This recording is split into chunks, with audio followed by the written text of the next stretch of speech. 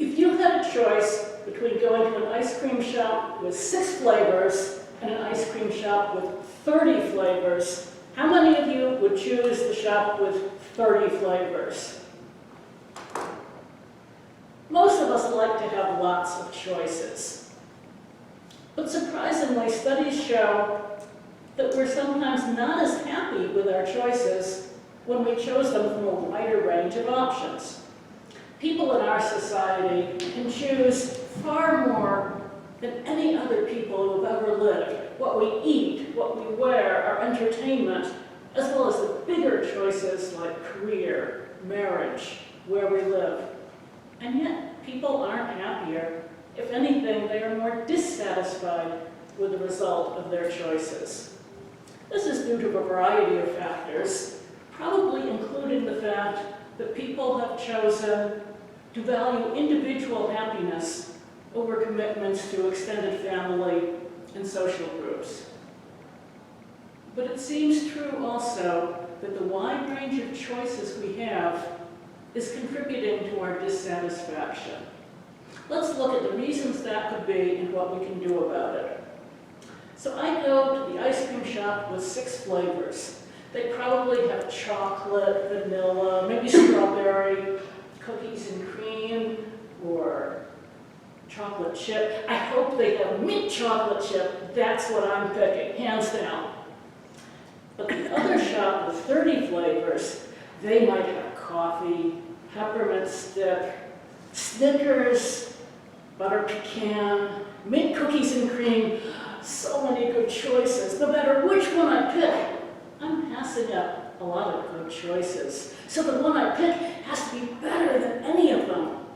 That means I've set my expectations pretty high. My actual enjoyment of the ice cream is probably not going to be all that much more than the mint chocolate chip at this shop. And in comparison with my heightened expectations, it won't be as good, and I feel disappointed. I regret that I didn't pick one of the other flavors.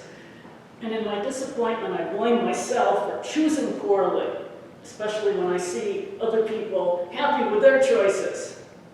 Now it's just ice cream. I can go another day and pick another flavor.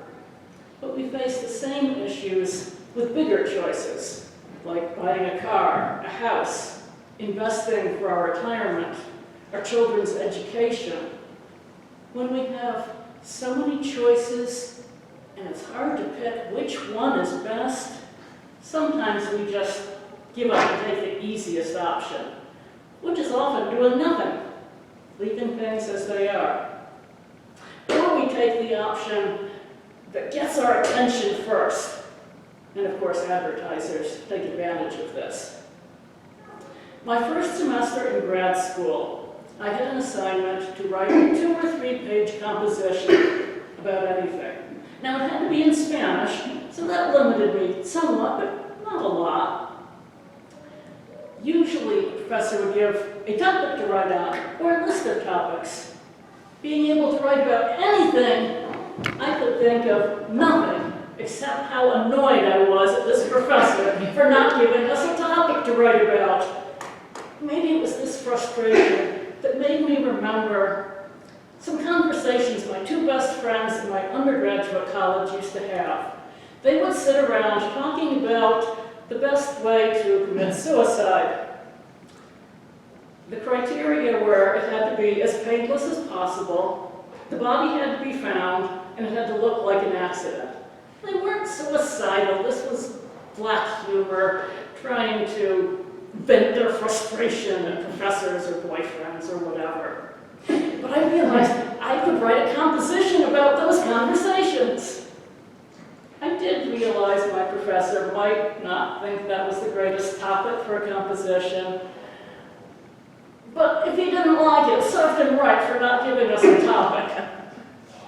I tried to think of something else, but I had this idea in my head, and now I couldn't think of another one. So I wrote it.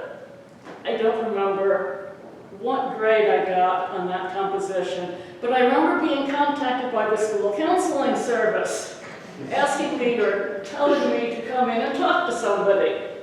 And I had to try to explain, I'm not suicidal, I just couldn't couldn't come up with a good idea for a composition. Not one of my best choices. So what can we do to avoid the pitfalls that come from having so many choices? First, we can choose when to choose. Not every decision requires careful deliberation. You can decide ahead of time to limit yourself to 1, 2, 3 choices. When I go to a restaurant, my default option is to take one of the daily specials, unless it's just too expensive or I'm sure I'd hate it. Or you can decide to get what you already know that you like. Also, in this choosing when to choose, is to settle for something that is good enough. That doesn't mean settling for mediocrity. You can set your standard high. Once you find an option that fits that standard, you go with it, instead of looking and looking for the best there could be. Also, realize that the way we are made, we get used to things, including good things. We come to take them for granted and don't appreciate them anymore.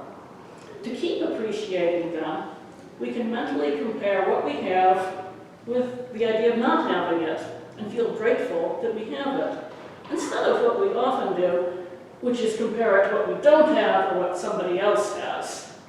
Work at finding things to be grateful for. To sum up, we live in a world with a lot of choices, and we don't want to give that up. We are very different, we value different things. But to avoid getting mired in that regret and disappointment, choose to restrict your range of choices and choose to be grateful for what you already have. Mr. Toastmaster.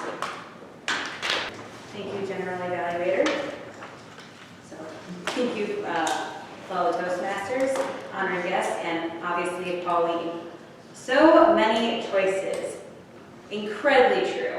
Like you mentioned at the beginning of your speech, you come up to that option every time you have to create a speech, is what choice are you going to choose? And honestly, I'm glad you chose this one, because it now gave more direction to all of us when going and making those choices.